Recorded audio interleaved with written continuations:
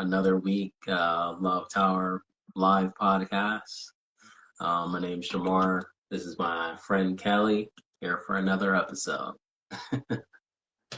Again, Are you eating a gummy right there? gotta go, man. Get a little cheese snacking. Got you. Had to try it. What's the latest, man? What's been on your mind? Oh, a little bit of everything. A little bit of everything. Um, um, right now, working out, trying to maintain my diet, stay strong, keep the discipline. The simple things that tend to be the hardest. Yeah. Yeah. Uh, I mean, it kind of, for me, I'm always looking to push myself to kind of a new stage or kind of to that next bump up or something. It's like I always feel that, becoming the best version of myself or pushing to the next level, or like if I'm here, maybe in my fitness or even in my meditation practice, like I want to, push to the next level to get here to the next level. What do 100%. you, I think everyone wants to talk about having a better life, but they don't want to let go of kind of the person that's holding them back. You know what I mean? hmm, That's what I think what the underlying root is of what you're saying. Like at its core is most of lack of growth is because you're not fully willing to detach your old self. yeah, You know what I yeah, mean? that's interesting. It's like, what do you think of, um, you know, to, to pursue a goal of like becoming like a better version of yourself? What do you think that like it takes to do that? I think it's yeah for sure multifaceted. One thing for sure is willing to like what you're saying, have the discipline as one component, but also be able to shed that old idea of who you are, your story, your narrative. You know what I mean? People get so caught up on like their upbringing, who they are, how they identify, the things they find to be hard, or like, oh, I don't really go to the gym. You know what I mean? As opposed to just kind of like shedding that person and being willing to be the person it takes for you to, you know, make your future self proud concept. Yeah, that's deep actually. That reminds me of the book Atomic Habits. In that book they actually talk about there's a part in the book where he's basically saying like you have to give your present self like the evidence that you are becoming this person like that you want to manifest. So it's like if you want to become a fitness influencer, then you have to go to the gym every day. And so your present self has the evidence that I could look to and say, oh, like I've been going to the gym every day. Like Okay. I am this person. Because it's kind of saying like if you don't have the present evidence to look at, then you're not like you can't really embody the feeling and being of that of what it is to be that whatever that goal is of yours. Exactly. I think the old saying of habits are the proof of who you believe you are. So it's Mm, what you do on a consistent basis is kind of you showing yourself like what you're capable of doing. And you know the feeling like when you hit the gym, you know, and you had like a strong week, you've been on the discipline better, whether it's meditating or physical practice, mental stuff, that you feel more confident in those abilities where you're like, it's a clear vision of you know what you want to be and what you're striving to become versus when you're not doing the things that are those habitual movements that's like getting you to where you want to be. It's hard to convince yourself like, you know, that you can make it if you can't keep up with the simple practices. you can't fool yourself. Right. end of the day, you can you know when you're being an imposter and you're trying to be, say, like you mentioned, a gym influencer or something, but you yourself aren't going to the gym. It's like you're Yeah, not really embodying who that person is that you're even trying to strive to be. exactly, exactly. I think you said it perfectly. It's like I do hear a lot of people have like a lot of goals. Like I want to be this and I want to be that. But I think like I've heard I think Kobe Bryant, a quote from Kobe Bryant, he was talking about, everyone wants to be you, but he was like very few people want to do what it takes to become. And I was like, man, that's the truth. He was like, and he talked about, how many hours he spends in the gym, how early he wakes up, how much time he spends working out. He's the first one to be in the gym. He was the first one to be in the gym and the last one to leave. And so it's like that's the type of personality that it takes to be at that level.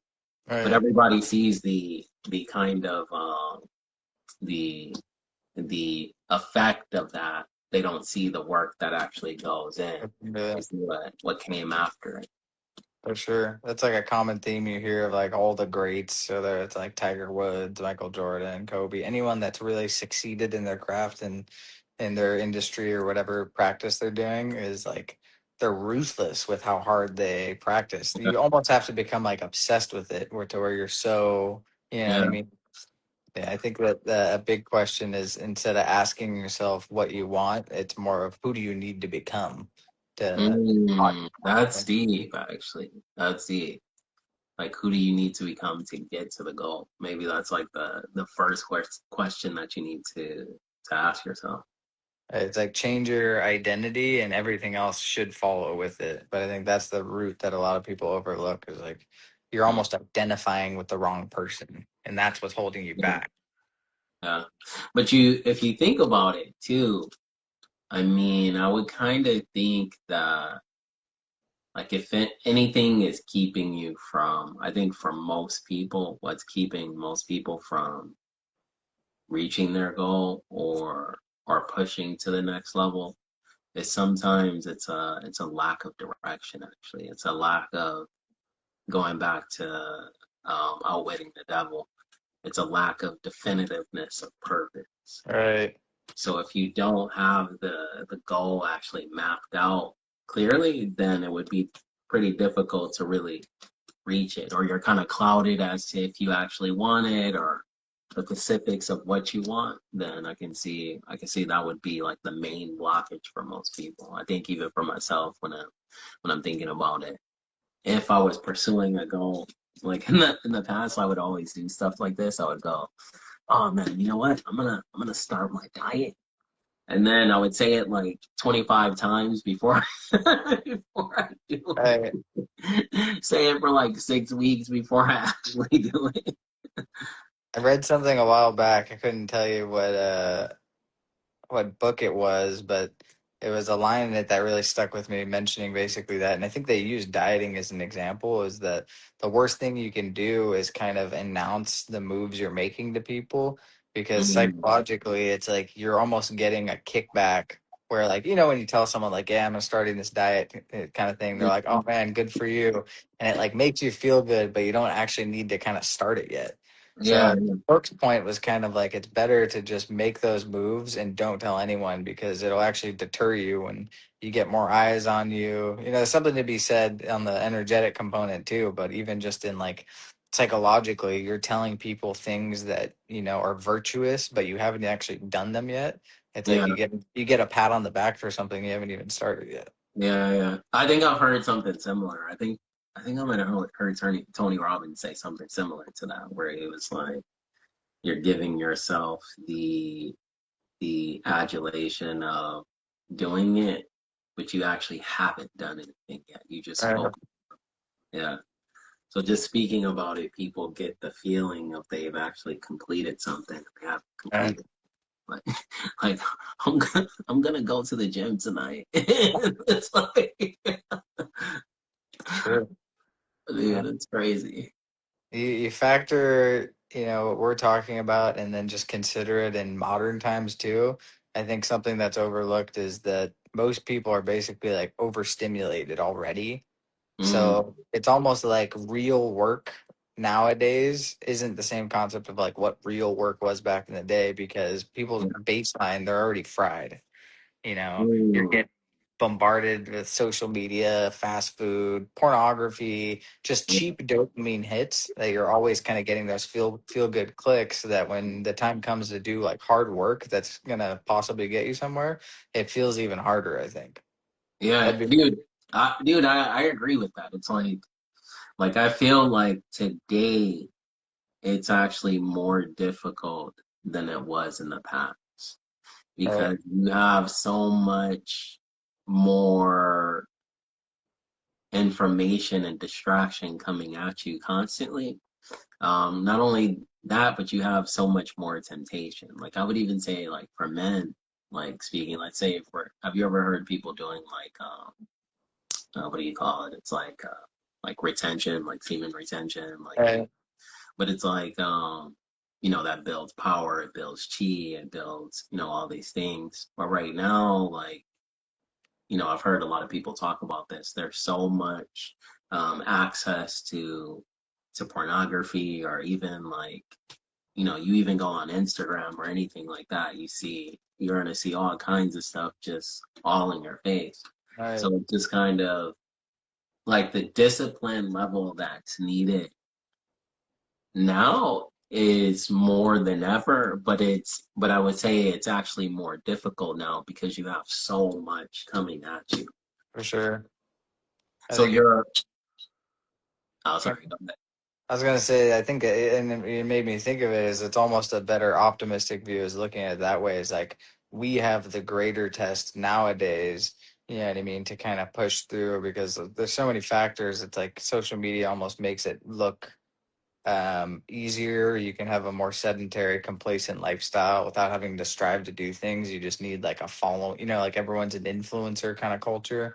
I Yeah. think all of those things have made it now harder in our current times than it used to be. Back in the day, it was just like, you can imagine to start a successful company or start a family, things like that. It was a little bit more normalized. Whereas now you see it even in the simple sense, like less and less people are having kids. Yeah. The job market sucks. You know what I mean? The economy's not doing great. So it's like lack of motivation across the board. Yeah, yeah. And that's all adding to the lack of purpose, especially I think for men. Oh, yeah. There's a lot of that. The lack of purpose, lack of direction. So it clouds the mind, clouds the direction. Big time. I think something that you brought up with me a while back and that we've talked about, personally was the best kind of work to that I would argue is almost the baseline that you should start with when you're trying to become something. You have a vision of who you want to be 10 years from now, the money you want to make, the life you want to live.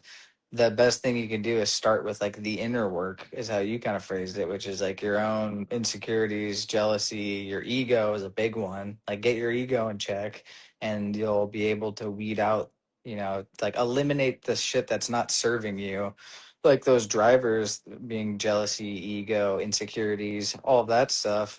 Get all that sorted and then you can kind of have a clear path to get to where you want to be. Yeah, yeah.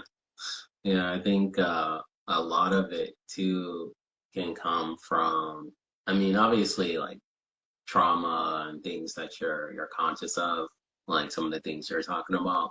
And then some things come from even subconsciously. So you have uh just subconscious beliefs. Like I was just looking at a video where they were talking about basically kind of reprogramming the subconscious. Have you ever heard of I forgot the guy's name who wrote the book.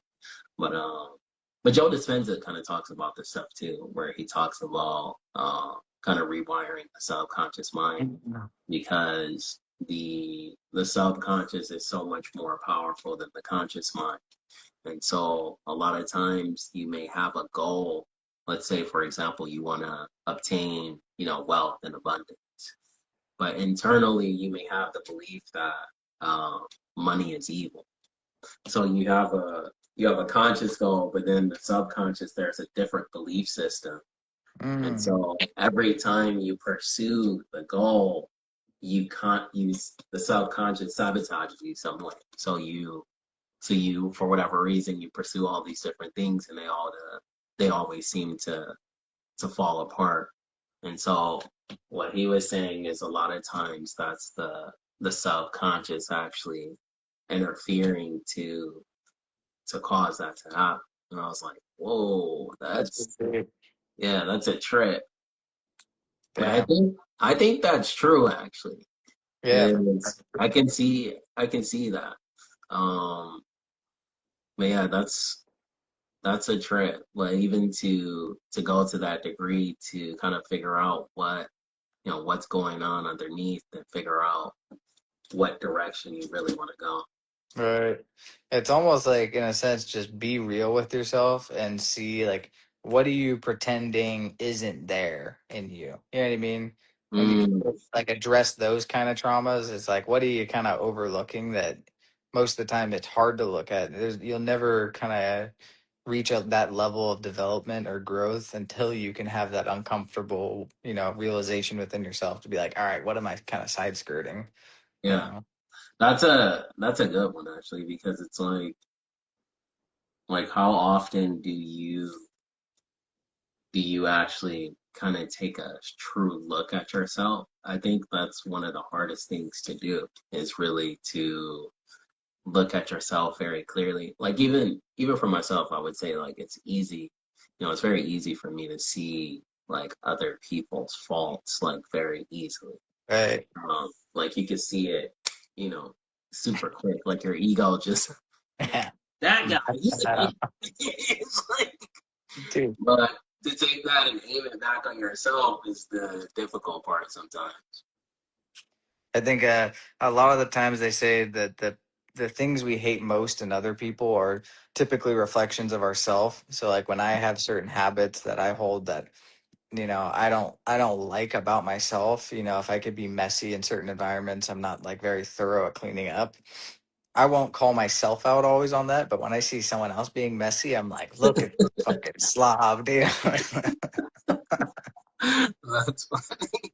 But it's This is because I very know true. those are things that I do, and that's what bothers me even more is when, yeah, when you can notice other people's flaws. I would argue more so when they reflect your own internal ones. Yeah, That's true. That's true. yeah, That's really true. Yeah, I think that's the hardest part because a lot of times I think the ego is actually protecting itself, so it's kind of purposely giving you a blind spot to it. It's usually only through whether it's a situation or somebody like intentionally like bringing your attention to something, and then it's kind of like, oh, I do that. Oh, okay. It's like, yeah, man. I mean, emotional intelligence is two words I never thought I would stand behind, like 6, 7 years ago, but yeah. after having more understanding on it, you definitely you can, at least myself now, and then not, I'm trying to not say it in a judgmental or egotistical way, but you can tell when you meet people that lack it. You know what I Mm, mean?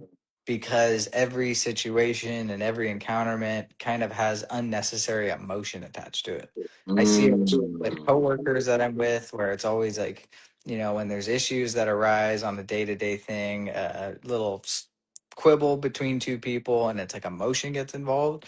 You're unnecessarily injecting, your own ego, your judgment, all this stuff into it. And usually, what I tell this person that comes to mind at work that I can see lacks strong emotional intelligence is like try to pull yourself out of the emotional state of it. Because a lot of times that Mm, blinds you, and especially with like call it business decisions or anything like that, I think there's a time and place for your emotions, but most of the time they're best kept like for yourself and your own development, you know, mm, or for your partner, your loved one, your families, things like that. I'm not saying don't, have emotion, but I think more than ever I can recognize it now when I see people that I'm like, there's unnecessary emotion put into mm. this situation and it doesn't need to be there.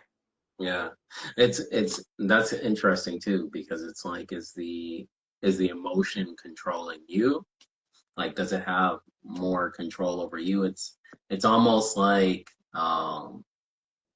if you aren't able to emotionally regulate yourself, um, it's like I explain to people like this. I feel like, there's like, I obviously believe in a spiritual part of you, and then you have the physical body.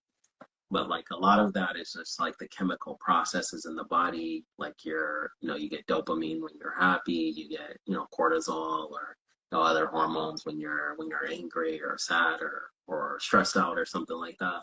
Right. And so it's like, how much of that it's like, are you letting like your physical nature, like the emotions and the trigger of the emotions, just like control you completely, rather than like good emotional regulation where you're able to kind of stand back from the emotion, Yeah. observe it, but you don't react to it as much.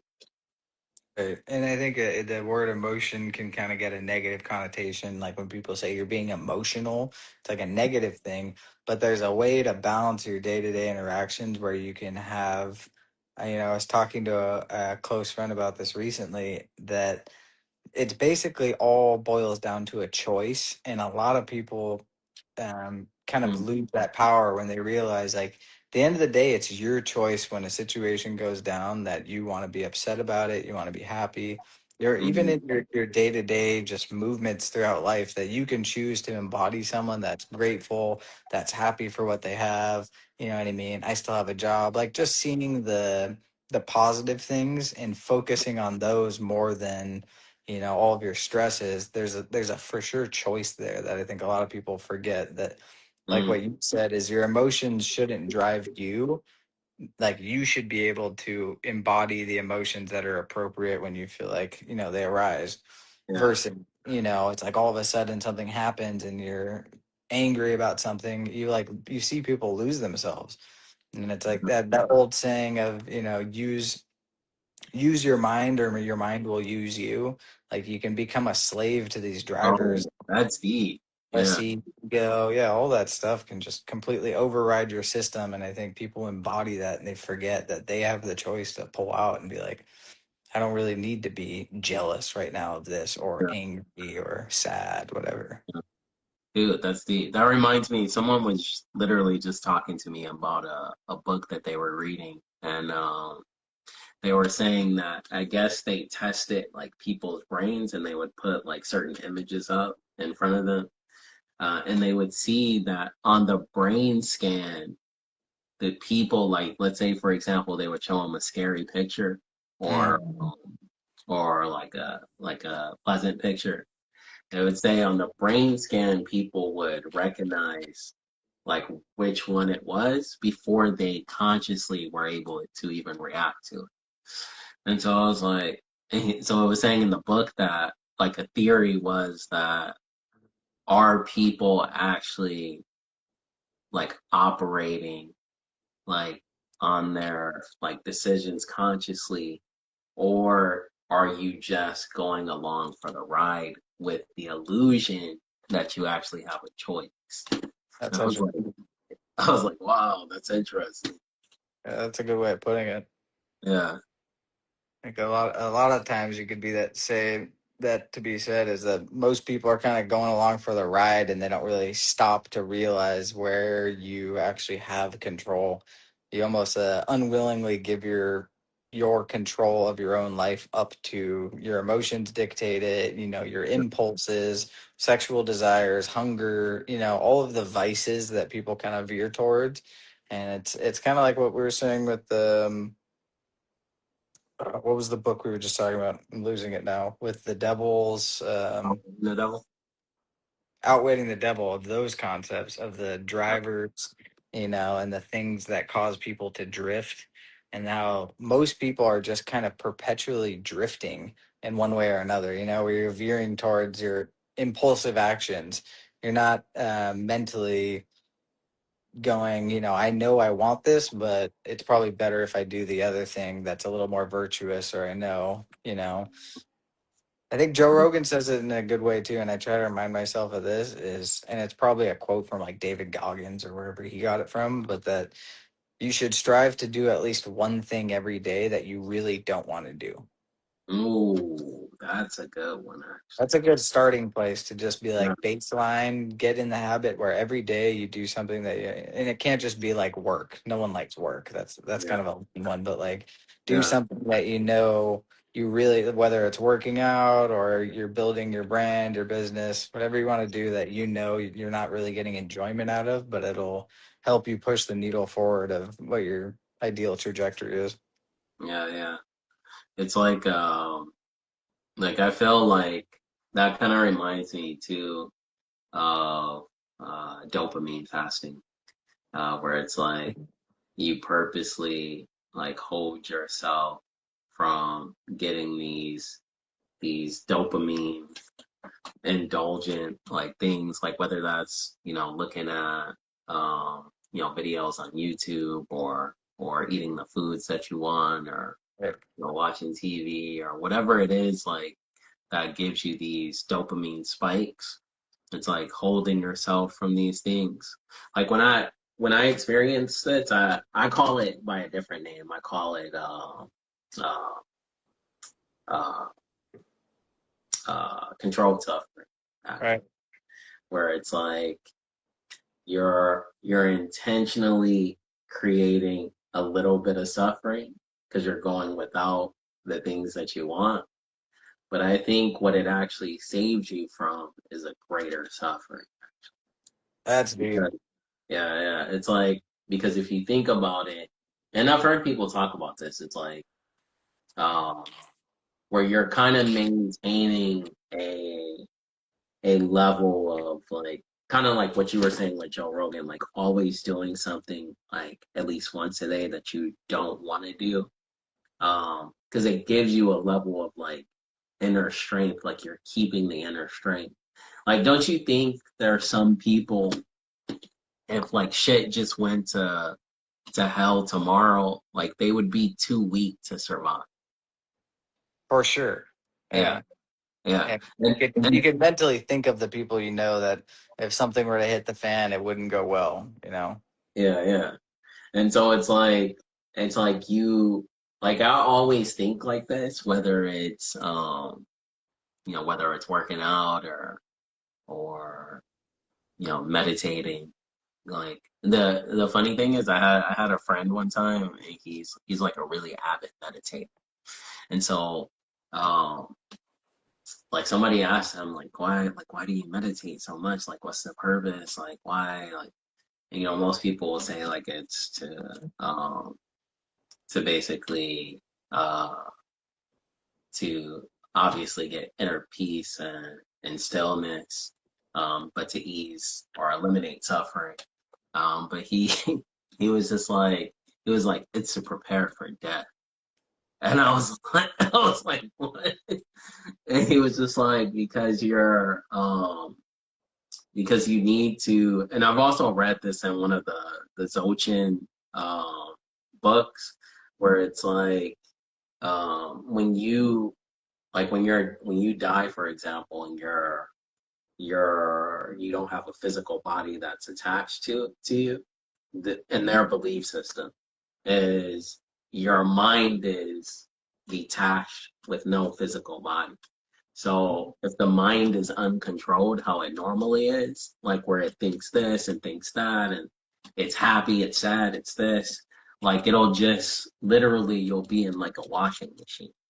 So what Okay. they're doing is they're training their minds to be still, and to be very refined, so that when they die, they can control the where they're going. And so I was just like, bro, I was like, that is very interesting. And he would tell me like sometimes, like he had dreams that would test him to see like if he was like at the level that he should be. So he said one time he had a dream where he was walking on the beach with his brother, and in the dream he sees this giant wave coming at them, like this huge, gigantic wave. And he was like, oh, in the dream he just thought, oh, okay, this is the moment I'm gonna die right now. We're gonna die right now. And so he said he actually sat there and just meditated in the Wow. dream while the wave comes at him. I was like, bro, like, bro, That's you next wow. level. That's deep. I mean, what makes me, or when I hear that, it makes me think of, and it's definitely a prominent thing when you really sit and kind of contend with it, is most people hold a certain level of a fear of death. Which True. is crazy because it boils down when it's as simple as like you have a fear of heights, you have a fear of snakes. Like, what is that fear really other than that's just a fear of death? You know what I mean? Mm, You're afraid of falling. That's why you're afraid of heights. You're not afraid of the perspective of the height. What your fear is that you're afraid of actually dying. You know what I mean? yeah, So when you can really, back to what we were saying earlier, like be real with yourself and ask those questions of like, am I afraid to die? Like, what can you do to prepare yourself so that you won't be so afraid to die? You yeah, know? And it's like anything where we're almost all born into this state where we're kind of procrastinating on that, but there's nothing more real in life than death. yeah, It's the only real certainty we have is that everyone's going to pass. But not many people sit to kind of contend with it and be like, what can I do to prepare for that that's coming, and be real with yourself. I think it's mm, fascinating that, the concept of when you die in a fearful state versus being calm can kind of dictate your, yeah, you yeah, know, that's, bro. That's crazy, isn't it? Like yeah. a lot of people may not know what we're talking about, but in some belief systems, they believe that when you pass, during the time of passing, the state of mind is important. So if you can keep a calm or peaceful state of mind, or you're in a good place, then you can control somewhat the destination to be, more positive, as opposed to you're just, suffering, you're sad, or you're longing for your loved ones. Like it'll actually have an impact on the destination where you go, actually. Yeah, I think it's good to have those pieces of information because that kind of stuff is something I think most people should know, and it's one of those things, whether you want to debate whether that's true or not, how you know that, what religion it comes from, if you want to dig into it, at the end of the day, it's kind of like it intuitively makes sense. Yeah, You it know? does actually. It does. There's some stuff when you hear it, like your intuition sometimes tells you, like even without the all the evidence of it, is there's something Something to clicks and you're that. like, that makes sense. Yeah. Yeah, yeah. But that's also why he trains like that. My friend, for his meditation, because he wants to control the destination, rather than, because you think about it, it's like for most people you're getting thrown around in a washing machine pretty much, like at the moment of death. So it's like to be able to control your, especially imagine, like, a lot of people when you're dying, you're not necessarily in a good place. You're in pain You're sometimes. just suffering. Yeah. So so how hard is it to maintain a good state? Like you have to be, master level to, especially depending on the circumstances, or prepared to for whatever circumstances may come. Right. I think back to I like your concept more of calling it controlled suffering versus what was the original term you used? Dopamine fasting.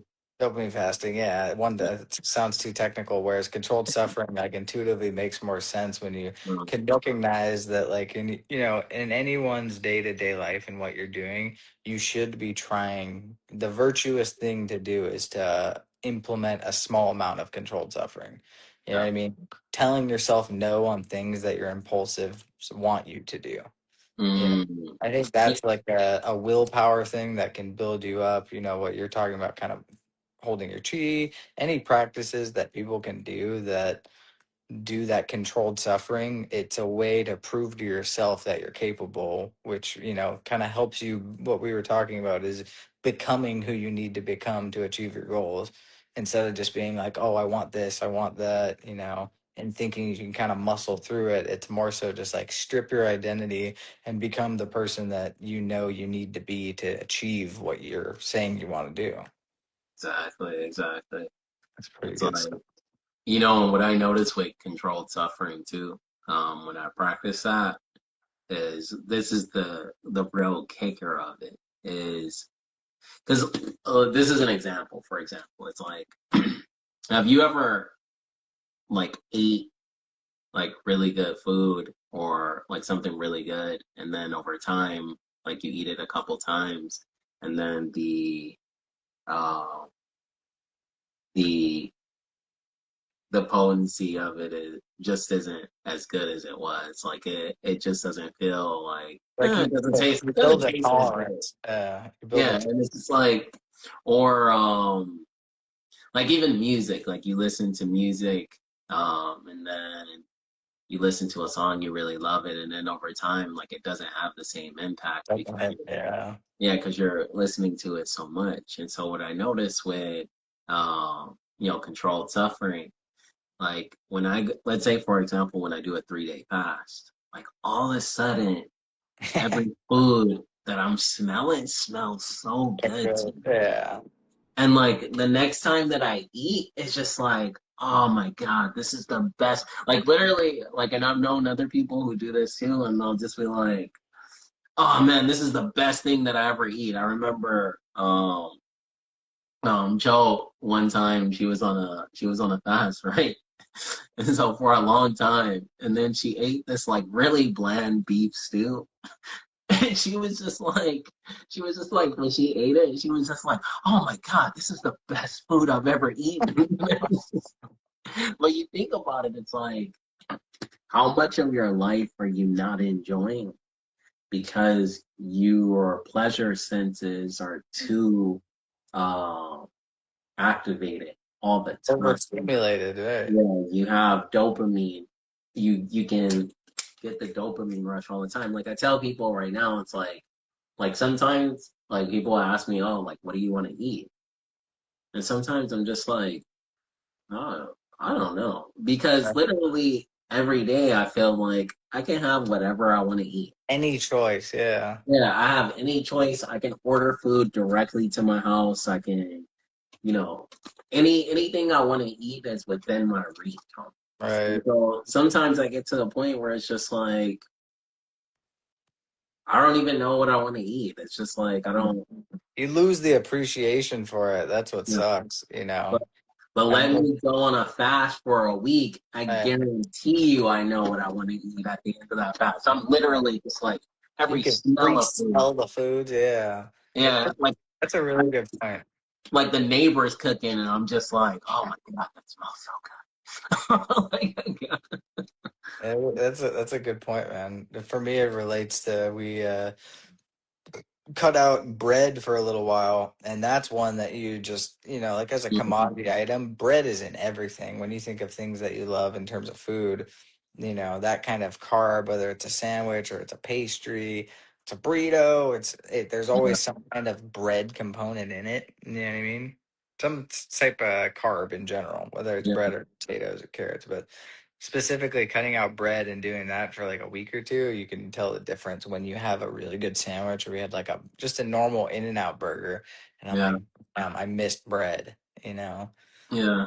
It Like really this hits is different, and it only took like a week. 5, yeah, 6, 7 days that you stop from eating out and getting the impulses and just kind of eat monotonous foods at home. Simple things you make: noodles, rice, pasta. And then all of a sudden you go out to eat and you're like, this is the best dinner. You can appreciate it like 20 times more. exactly, exactly. It's like it really does increase the appreciation of things. Like that's why I do it. It's like controlled suffering. Like like I always tell people, if you're not suffering in some way, like controlling it, it will lead you to a greater suffering. Right. By doing controlled suffering, you're actually saving yourself from a greater suffering at some point down the line. That makes sense. It reminds me of a common phrase used, I guess probably in multiple communities, but people would refer to it as a tolerance break. right? Of if you have a substance of your choice that you enjoy using and you abuse it too much, in any category, whether it's food or nicotine or caffeine or alcohol or cannabis, when you start abusing something on a regular basis, it loses its greater effect and it kind of neutralizes to where you don't really appreciate it much. But it's always a simple phrase of like, give yourself a week reset. Yeah, It sucks for a little, but then it pays off. And then it's like anything good, too much of a good thing stops being a good thing pretty quick. yeah, exactly, You get exactly. oversaturated. Yeah, man. Oversaturated, overstimulated. It's like our credo in this day and age. We're Yeah. oversaturated and overstimulated for sure. Everything we want is at the finger clicks away. You know what I mean? Dude, like I do really think that, especially in this day and age, like this is the true benefit of like going on retreats where you're, whether it's like a silent retreat or like a meditation retreat or anything like that. Because it's even for me when I've done like the ordination, the monk ordination, and then just going away and having that space to be without TV, without um, can't eat after 12, I'm not listening to music, all these different things that you're withholding from, you're not having sex, you're not doing all this stuff. It's like my mind becomes so clear and like your connectiveness with like yourself, your direction, like the things that you want to do, like it becomes very crystal clear at that time. Like for anyone who lacks like that clarity, like we were talking about earlier, the definitiveness of purpose. Like if you really lack that, like really taking that space, going in to like some meditative space or whether a retreat where you can just get alone, get by yourself, don't have all the noise of the world around you, like cut all that out and really connect and see.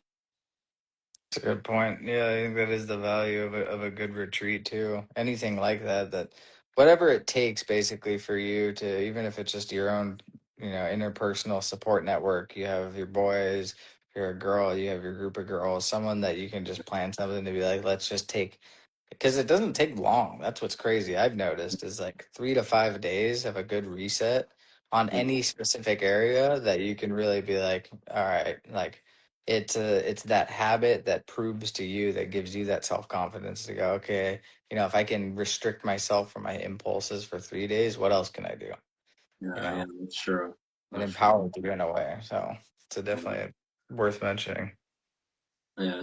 Uh, um, in the book, I think it's called The Heart Code. I always confuse what this book is called. I think it's The Heart Code or something like that, where a lot of the explanation that they gave for people who lack like direction is a lot of times because they're disconnected from their hearts actually.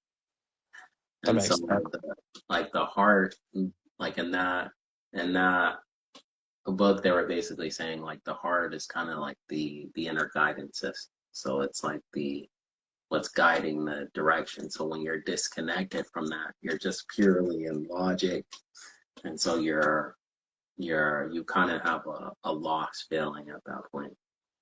But it's That kind of yeah, like we were talking last time, it's like that's almost by design today. right.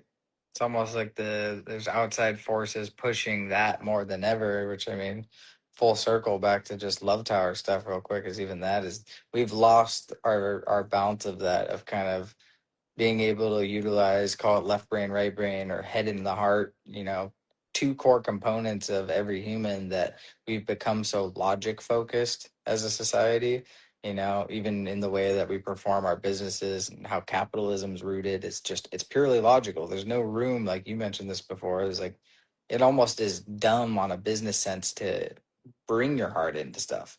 Yeah, yeah. Like No, the it's world make makes you feel like that. right.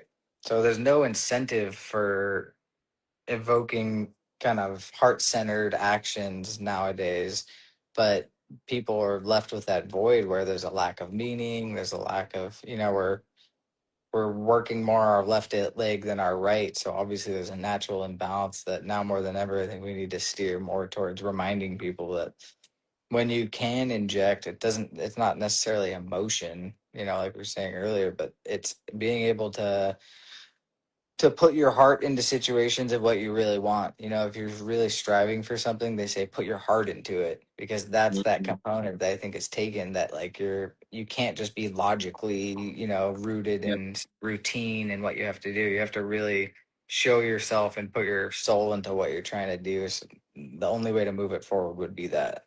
Yeah. Yeah. Exactly. Exactly. That's the thing that makes us different than machines. All right, let's stick with that. Most animals for that matter. Exactly. Exactly. True. True. True. Look at us. We've almost gone a whole hour now, man. 50 minutes. Woo. Yeah. Oh, that was good. That was good. Good chat, my friend. Good chat. Always. But thank you for joining once again, my friend. Thank you guys for joining as well. You guys watching.